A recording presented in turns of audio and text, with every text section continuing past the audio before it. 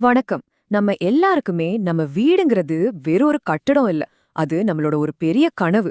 நம்ம சந்தோஷம், பாதுகாப்பு, நினைவுகள்னு எல்லாத்தையும் சேர்த்து வச்சிருக்கிற ஒரு பொக்கிஷம் அது. சரி, அந்த பொக்கிஷத்தை எப்படி சரியா பாதுகாக்கிறது? அத பத்தி தான் நாம இன்னைக்கு விளக்கமா பார்க்க போறோம். ஒக்க நிமிஷம் யோசிச்சு பாருங்களேன். உங்க வீடு உண்மையிலே பாதுகாப்பா இருக்கா? நாம நல்லா பூட்டி வச்சா மட்டும் போதுமா? ஏன்னா சில எதிர்பாராத ஆபத்துகள் நம்ம கதவை தட்டும்போது நம்ம என்ன செய்வோம்? இந்த ஒரு கேள்விதான் இன்னைக்கு நம்ம உரையாடலோட ஆரம்ப புள்ளி. சரி, ஏன் இந்த இன்சூரன்ஸ் இவ்ளோ முக்கியம்? ஏன் இது அவசியம்னு சொல்றோம்? இத நாம முழுசா புரிஞ்சுக்கணும்னா முதல்ல நம்ம வீட்டுக்கு என்னென்ன விதமான ஆபத்துகள் வரலான்னு நம்ம தெரிஞ்சுக்கணும். வாங்க அத பத்தி முதல்ல பார்க்கலாம். முதல்ல தீ. நினைச்சு பார்க்கவே பயமா இருக்கு இல்லையா? ஒரு சின்ன எலக்ட்ரிக் ஷார்ட் சர்க்யூட் இல்லனா நம்ம சமையலறையில நடக்கிற ஒரு சின்ன கவனக்குறைவு போதும். நம்ம வருஷக்கணக்கா கஷ்டப்பட்ட உழைச்சு கட்டின வீட்டையும் அதுல இருக்கிற பொருட்களையும் சில மணி நேரத்துல சாம்பலாக்கிடும். இது எவ்வளவு பெரிய இழப்பு. அடுத்ததா இயற்கை சீற்றங்கள். இப்போல்லாம் பாருங்க, மழை, வெள்ளம் இதெல்லாம் ரொம்பவே சகஜமாகிடுச்சு. திடீர்னு ஒரு பெரிய வெள்ளம் வந்துட்டா அது வீட்டோட சுவத்தை மட்டும் பாதிக்காது, வீட்டுக்குள்ள இருக்கிற நம்மளோட முக்கியமான எல்லா பொருட்களையும் அது பாதிக்கும். அப்புறம் திருட்டு. இதுல வெறும் பொருள் மட்டும்தான் போகுதுன்னு நினைக்காதீங்க. நம்மளோட பாதுகாப்பு, நம்மளோட பிரிவசி எல்லாமே கேள்விக்குறியாகிற ஒரு விஷயம் இது. பணத்தை விட அது மன ரீதியா ஒரு பெரிய பாதிப்பை ஏற்படுத்திடும். அப்போ இன்சூரன்ஸ்னா என்ன? அது வெறும் பொருளுக்கானதே இல்ல. இந்த மாதிரி தீ, வெள்ளம், திருட்டுன்னு எதிர்பாராத சம்பவங்கள் நடக்கும்போது நமக்கு ஏற்படக்கூடிய அந்த பெரிய நிதிச்சுமையிலிருந்து நம்மள பாதுகாக்கிற ஒரு கவசம்தான் இன்சூரன்ஸ்.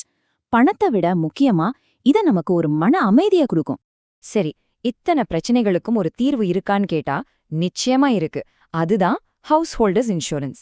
அப்படின்னா என்ன, அது எப்படி நமக்கு உதவுதுன்னு அடுத்த பகுதியில நாம விளக்கமா பார்க்கலாம். ரொம்ப சிம்பிளா சொல்லணும்னா, இது உங்க வீட்டுக்கான ஒரு ஆல் இன் ஒன் பாதுகாப்பு திட்டம் மாதிரி.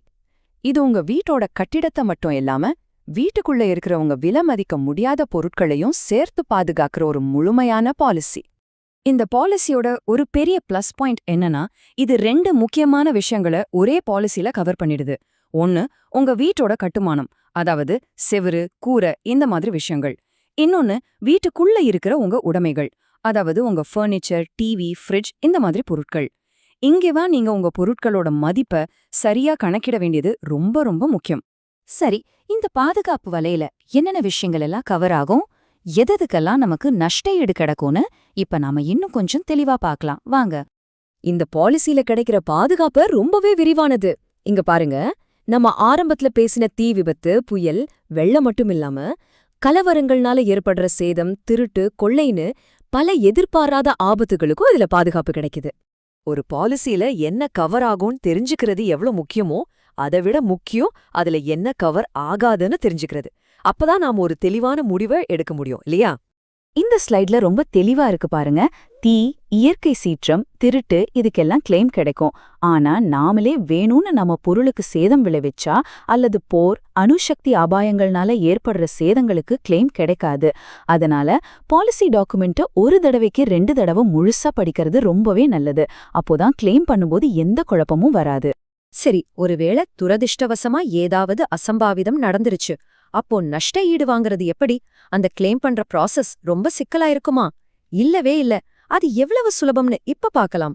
கிளைம் பண்றது ரொம்ப சுலபம். இந்த 5 ஸ்டெப்ஸ் ஃபாலோ பண்ணா போதும். முதல்ல கொஞ்சம் கூட தாமதிக்காம உடனே உங்க இன்சூரன்ஸ் கம்பெனிக்கு தகவல் சொன்னோம். இது ரொம்ப முக்கியம். 2வது, திருடு மாதிரி விஷயமா இருந்தா கண்டிப்பா போலீஸ்ல ஒரு எஃப்ஐஆர் பதிவு செஞ்சாகணும். 3வது, சேதமான இடங்களை போட்டோ, வீடியோ எடுத்து ஆதாரமா வச்சுக்கணும். 4வது, கிளைம் ஃபார்மை சரியா ஃபில் பண்ணி கேட்ட டாக்குமெண்ட்ஸோட சப்மிட் பண்ணணும். கடைசியா, சேதத்தை மதிப்பிட வர்ற சர்வேயருக்கு முழு ஒத்துழைப்பு கொடுக்கணும். பாத்தீங்களா, இது ரொம்ப எளிமையான ஒரு வழிமுறை தான். கடைசியா ஒன்னு சொல்லிக்கிறேன், இன்சூரன்ஸ்ங்கிறது ஒரு செலவு கிடையாது. அது உங்க மன அமைதிக்காக நீங்க செய்யற ஒரு முதலீடு. நாளைக்கு என்ன ஆகுமோங்கிற கவலை இல்லாம நிம்மதியா தூங்குறதுக்கு இது ஒரு சிறந்த வழி. இந்த விளக்கத்தோட இறுதியில நான் உங்கள ஒரு முக்கியமான கேள்வியோட விட்டுட்டு போறேன். உங்க வீட்ல இருக்கிற பொருட்களோட உண்மையான மதிப்பு என்னன்னு நீங்க என்னைக்காவது உட்கார்ந்து கணக்கு போட்டு பாத்திருக்கீங்களா? ஏன்னா ஒருவேளை நீங்க அதோட மதிப்பை குறைவா இன்சூர் பண்ணியிருந்தா இழப்பு ஏற்படும் போது முழு நஷ்டஈடும் கிடைக்காம போயிடும். யோசிச்சு பாருங்க, உங்க கனவில்லத்தை முழுமையா பாதுகாக்கிறது உங்க கையில தான் இருக்கு.